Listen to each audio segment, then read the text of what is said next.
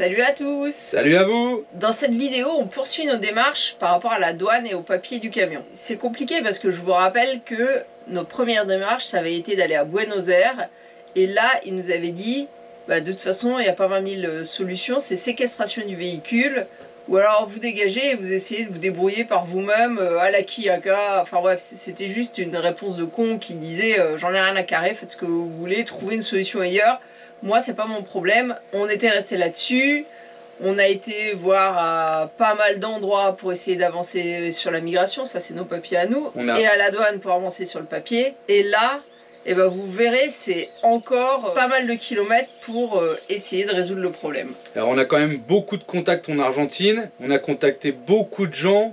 Beaucoup ne peuvent rien faire. La douane, c'est assez compliqué, assez fermé. Donc là-dessus, je crois qu'on est mal barré aussi. Alors, vous aviez vu dans la vidéo précédente qu'on avait réussi à aller à la migration de Buenos Aires. Alors là, ça se passe quand même plus facilement qu'à la douane. En gros, on avait une amende de 12 500 à payer, pesos, par personne. Et on avait payé uniquement pour Julien, simplement parce que une fois qu'on a payé, on a 10 jours pour rejoindre la frontière. Et du coup, on n'avait pas le choix, il fallait qu'on bouge, mais il fallait aussi qu'on avance sur le camion. C'était ça le problème. Donc là, on quitte Betty, on essaie de trouver du gasoil, parce que ça aussi c'est une galère un petit peu en ce moment là en Argentine. En tout cas pour trouver du gasoil commun, pas cher, au même prix que les Argentins et pas en tant qu'étranger. Et donc on retourne au port de Zárate en croisant les doigts de pied. Alors c'est un peu la merde pour conduire, mais on se débrouille. Et puis j'ai envie de vous dire, on vous laisse voir ça. Bonne vidéo. Ciao. Ciao. Bienvenue sur la chaîne XCG Family, où vous pourrez suivre notre aventure.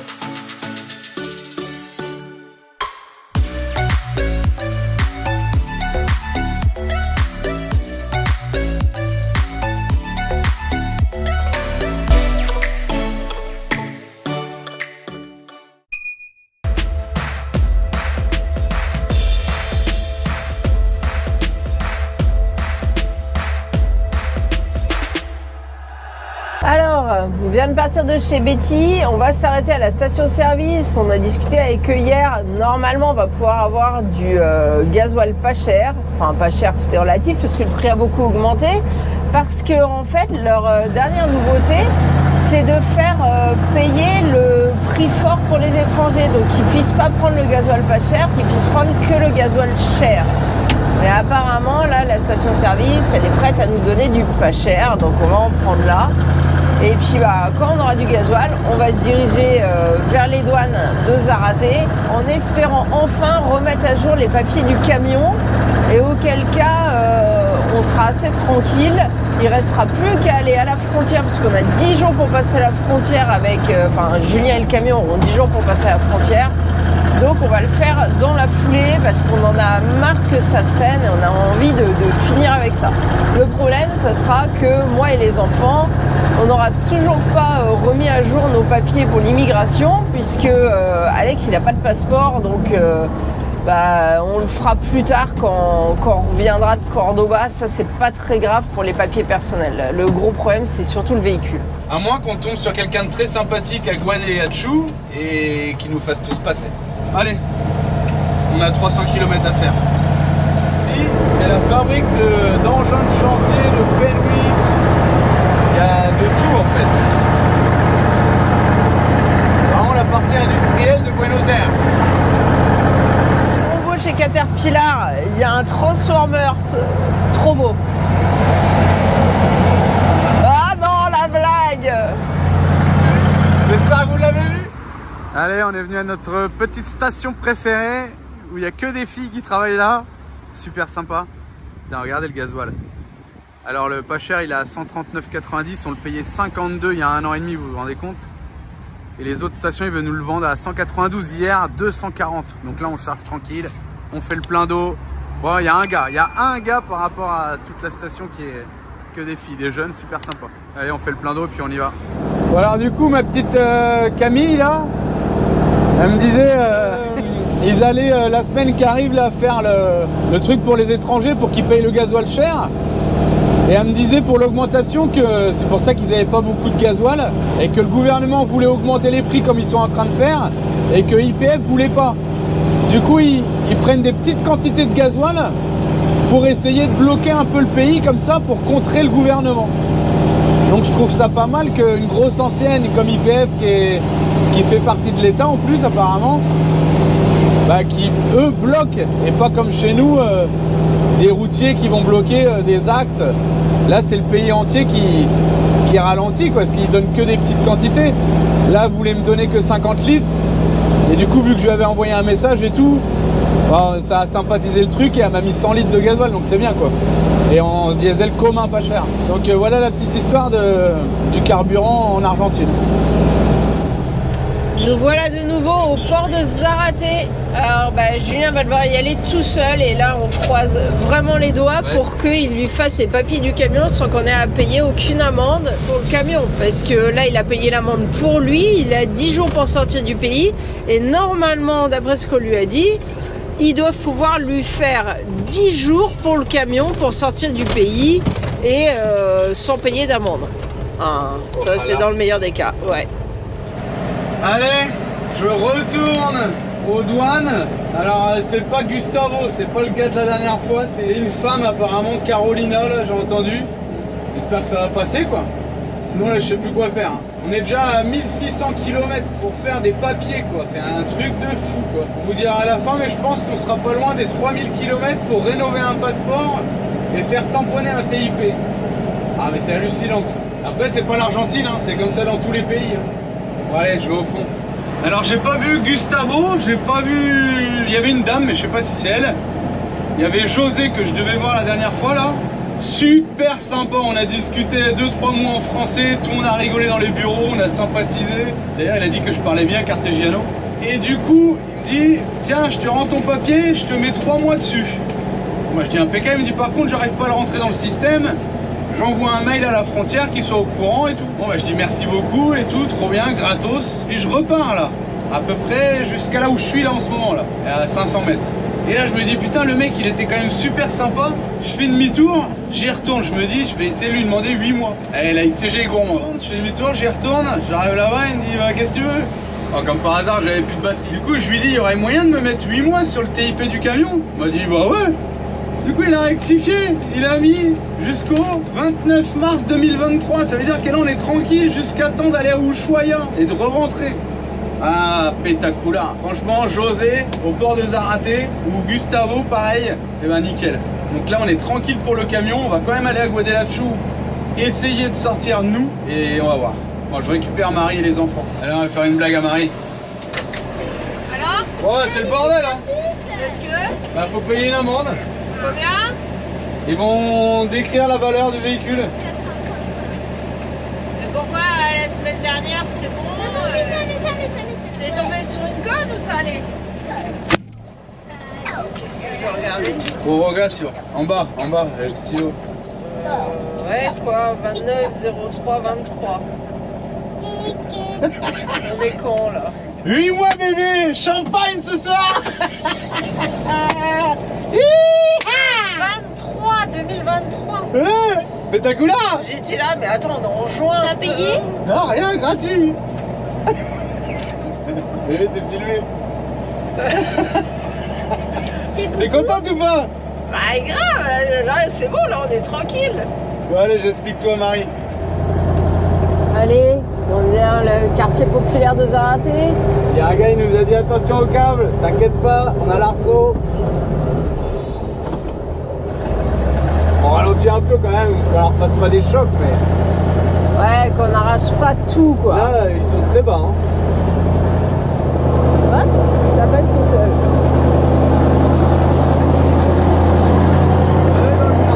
Et là, ils sont très bas. On se mange tous les câbles, ils sont vraiment très bas. Regarde là, attention. L'arceau indispensable. Là, je pense que même à 3,50 m, tu touches les câbles. Ouais. 8 mois sur le TIP. Ouais, là, je suis contente. Maintenant, il ne reste plus qu'à voir ce qu'on peut faire pour nous parce que peut-être qu'on pourrait physiquement nous passer sans payer 12 500. On n'aurait payé qu'une fois pour Julien. Ouais. C'est jamais, hein. Bon. Voilà. Ouais, on va voir. 160 km, on part à Guadelachu. À moins que tu veux tenter plus haut, une frontière plus cool. Non. Sauf qu'on n'a pas fait les papiers à la Jurada pour tout le monde. Ah ouais. Ça peut être fait tout à l'heure. Allez, en route pour Gualeguaychú. Regardez, c'est mignon par là. Buenos Aires, c'est fini. Ouais. Trop cool. On retourne à la campagne. Ça, c'est la rivière Paraná. C'est par là qu'arrivent les bateaux qui viennent avec nos camions quand on part d'Europe. Bon, on passe dans la province de Entre Rio. Ah, regarde, une cellule.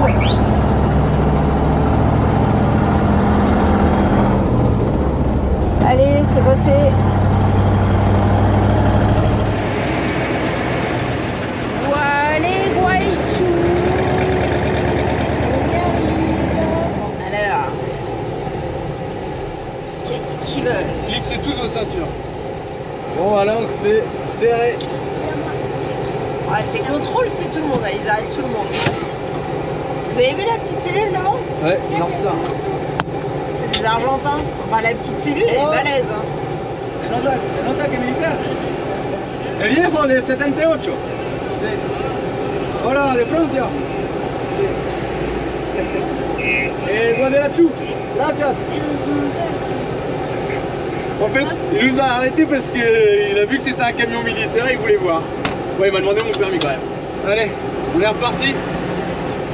Bon, ma petite fille, je l'ai déjà dit, mais des fois, il fait prendre des routes bizarres. Il nous a fait sortir de l'autoroute pour prendre cette route-là. Alors, c'est une piste, hein, c'est plus vraiment une route. On use moins les pneus.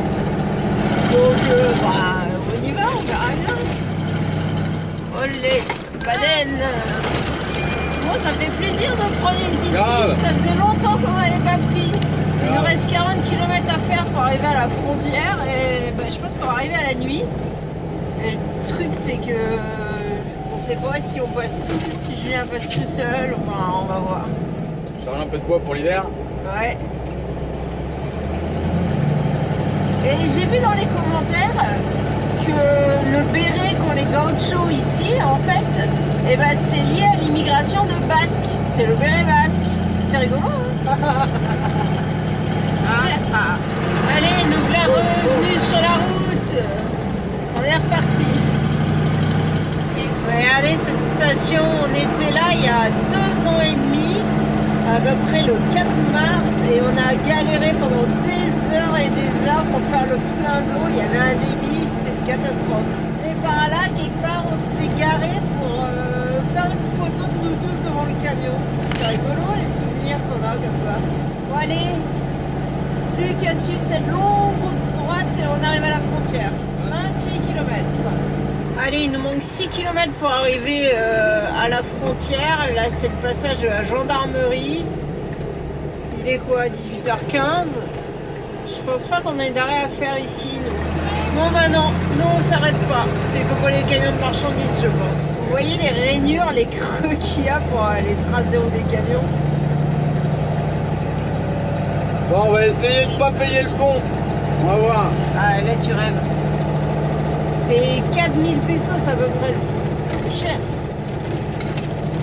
Parce que du coup, on passe au-dessus de la rivière Paraná, celle qu'on vous a montrée quand on était à Buenos Aires. C'est la grande rivière qui sépare Uruguay, Argentine, qui remonte jusqu'au Brésil. Allez, voilà le fameux pont au-dessus de la rivière Paraná qui sépare l'Argentine de l'Uruguay. Bon, on est arrivé au pont là, il y en a pour 4000 pesos. Du coup, je lui dis bah non, la migration de Buenos Aires m'a dit qu'il fallait que je vienne là. Je vais pas en Uruguay, vous pouvez me faire un prix quand même. Allez, vas-y, 1300 pesos. Eh, pétacula. C'est le prix des voitures. Ouais. Bon, maintenant c'est moins drôle. Ouais, là ça va être plus chiant. Désolé pour la lumière, mais il faut un test PCR pour entrer en Uruguay. Alors Alex, il a pas besoin, il a trop de chance. Manon, si. Non, c'est pas PCR, c'est des tout petits trucs. Oh, bouge pas. 2 secondes. Faut qu'elle s'est grillée. C'est... Tranquille, ne bouge pas.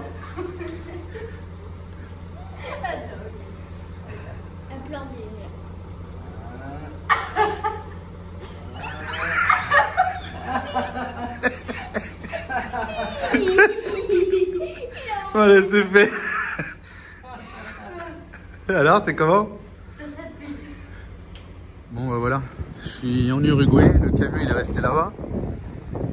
Donc on vous expliquera un peu, mais là je vais patienter une demi-heure. Là il y a un resto là, oh, ça fait dégueulasse les lumières là.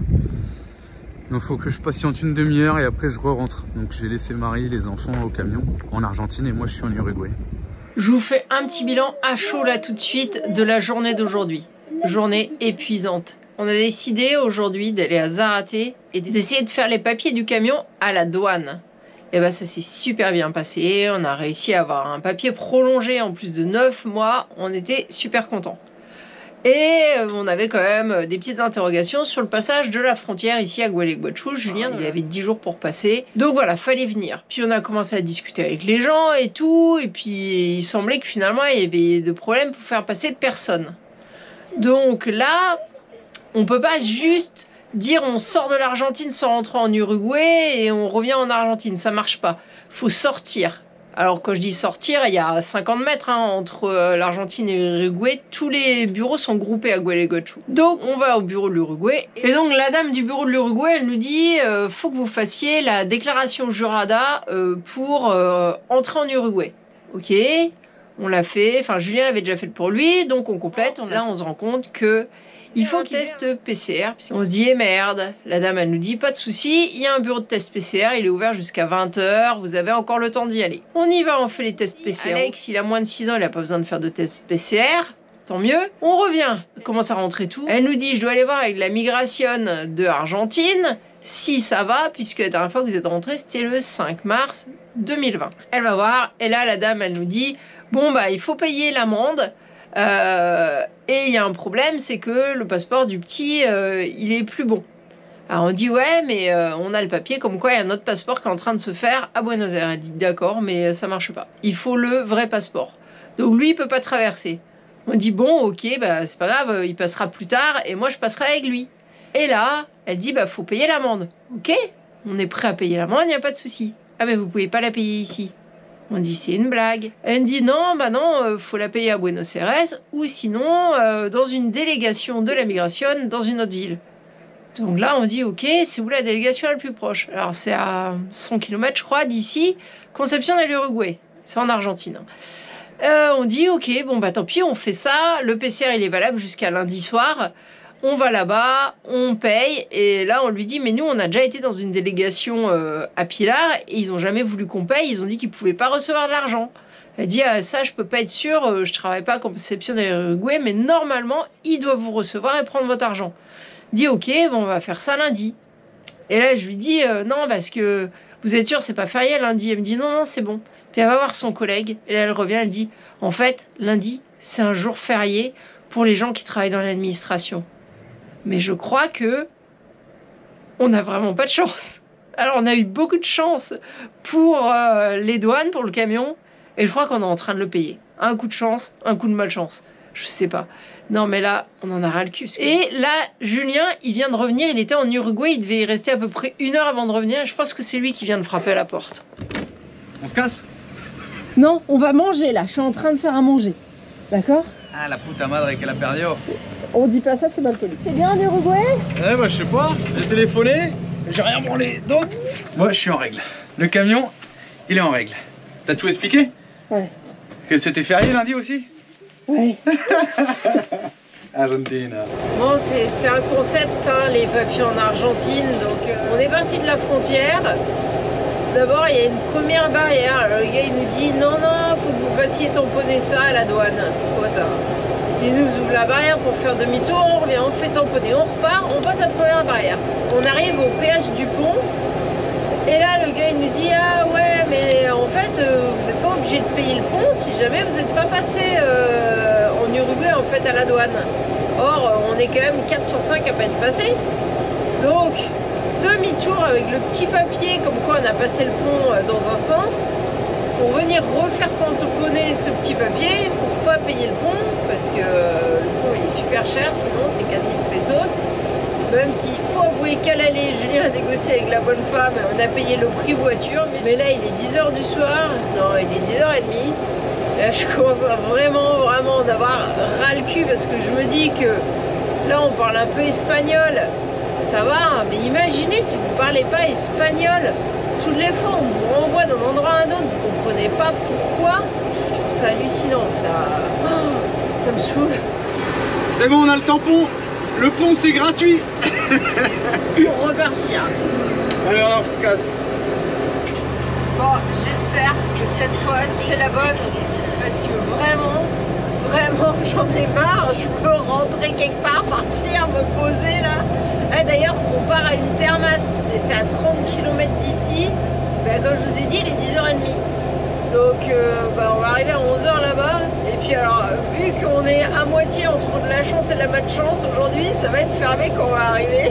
Je sais pas. Voilà, déjà là, ils nous arrêtent pas. On passe le premier contrôle, la première barrière tranquille. Maintenant, comment ça se passe au péage cette fois? Gratis. On va voir si ça passe.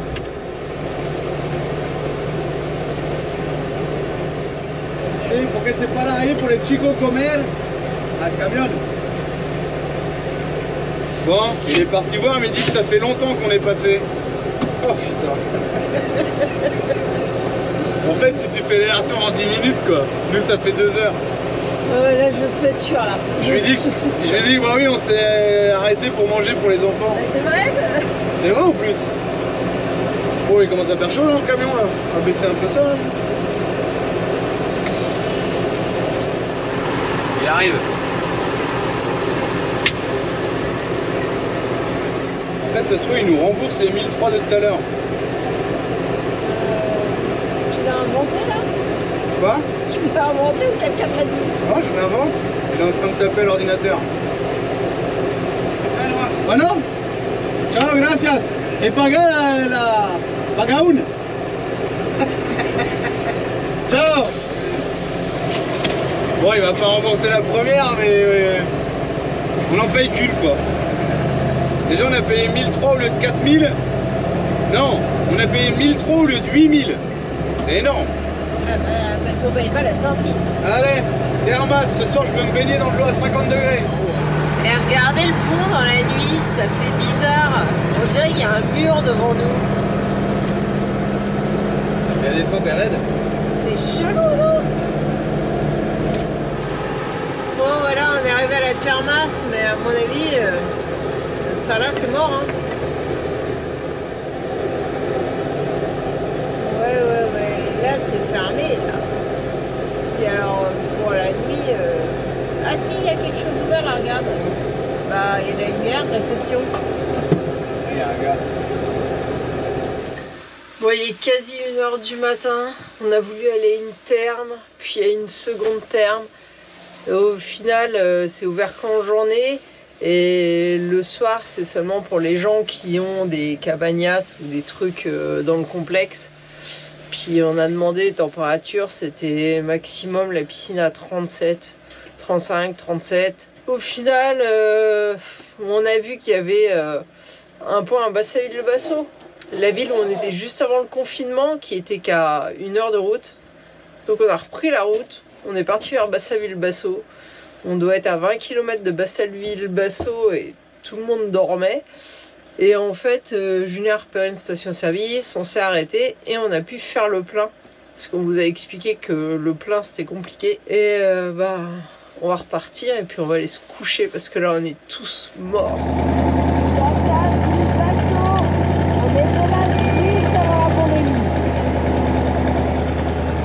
On retourne au camping qu'on connaît, hein. Bon, et ben la vidéo va s'arrêter là, je crois. Après 400 km, 15h30 de route et de papier et de tout le bordel. Il est 1h30 du matin. On vient de revenir là où on était il y a 2 ans. Donc demain, on profite. On a des copains ici, que ce soit argentins et même un français. Donc on va essayer de tous se revoir ici tranquille. J'ai envie de dire à la prochaine vidéo pour la suite. Hein. Nous on va se piloter et je crois que tout le monde en a marre, non? Tout le monde est mort. En même temps il est 1h30. Voilà, hier on s'est levé tôt, on a fait que marcher dans Buenos Aires, enfin, et aujourd'hui on a fait que rouler. Puis les gamins, ça les intéresse pas tout ça quoi. Donc au dodo et à bientôt. Ciao. Ciao. Ciao. Ah, Alex qui se réveille. En attendant la prochaine vidéo, vous pouvez aussi nous suivre sur Instagram et Facebook.